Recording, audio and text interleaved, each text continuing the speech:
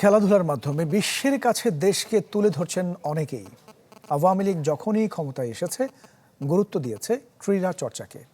রাজধানীর আর্মি স্টেডিয়ামে আন্তঃব্যাংক ফুটবল টুর্নামেন্টের সমাপনীতে এসব বলেছেন প্রধানমন্ত্রী শেখ হাসিনা। তিনি জানিয়েছেন খেলাধুলা সহ সব দিকে দেশ এগিয়ে যাবে, সেটিই সরকারের চাওয়া। রাজধানীর আর্মি স্টেডিয়ামে শেখ হাসিনা আন্তঃব্যাংক ফুটবল টুর্নামেন্টের ফাইনাল, যার আয়োজক বাংলাদেশ অ্যাসোসিয়েশন অব ব্যাংকস। দ্বিতীয়বারের মতো এই টুর্নামেন্টে অংশ নেয় ৩১টি প্রতিষ্ঠান। ফাইনালে স্ট্যান্ডার্ড ব্যাংককে ২-০ গোলে হারিয়ে চ্যাম্পিয়ন হয় ইসলামী ব্যাংক। শেষ পর্যন্ত যেটি কর। গ্যালারিতে বসে দ্বিতীয়ার্ধের খেলা দেখেন প্রধানমন্ত্রী শেখ হাসিনা।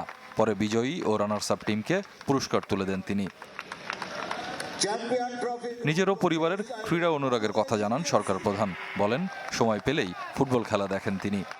ইউরোপে চলছে ফুটবল টুর্নামেন্ট, এমনকি সেই আমেরিকায় কোপা আমেরিকা, এবং সেখানে খেলা চলছে।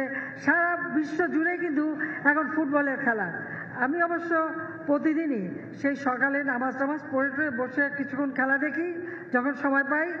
এখানে আসার আগেও একটু খেলা দেখে এসেছি, কারণ ফুটবল খেলা এটা আলাদা একটা, খেলার ভিতরে একটা আলাদা মর্যাদা থাকে।